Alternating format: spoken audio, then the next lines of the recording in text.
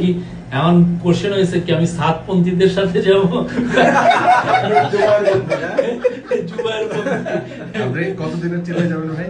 120 দিনের চিল্লায় যাব। মানে সরকার শেষ করেই? হ্যাঁ, 120 দিন।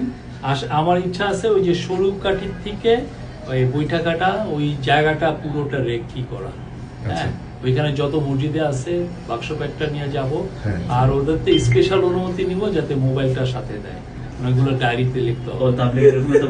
কোন সময় যাবেন চিন্তা করছেন? আমার চিন্তা হচ্ছে মিড ফেব্রুয়ারিতে বা রোজার পরপরই। রোজার মধ্যে যাওয়াটা টাফ, ওরা নিতেও চায় না। আচ্ছা, হ্যাঁ, আমার ইচ্ছা আছে ধরেন মিড মার্চে যদি যাই, আমার 120 দিন খারাপ হবে না। মোবাইল লাগবে, হ্যাঁ, কিন্তু ওরা বলে শুনছি যে বাটন ফোন ছাড়া নিতে দেয় না। হ্যাঁ, ওই ছবি তোলা তো আবার তাবলীগের ওরা তো নিজের পছন্দ মতো এলাকায়ও যেতে দেয় না। হ্যাঁ, ওরা তো ওদের মতো করে না, একটু সুযোগ আছে। না না ইয়ে আছে, একটু সুযোগ আছে। বড় প্রশ্ন হলো ভাই, কেন যাবেন চিল্লায়? আমার চিল্লায় একটা ভালো জিনিস হচ্ছে যে আপনাকে কিন্তু জোর করে না।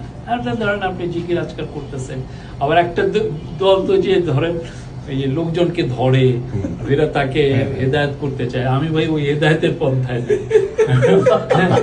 আমি জাস্ট মসজিদে থাকলাম বা একটু ঘুরলাম, একটা নদী দেখলাম, একটা ছবি নিলাম। মানে এখন কি প্রেসারে আছেন যে ওই সময় প্রেসারটা কমাইতে যাবেন?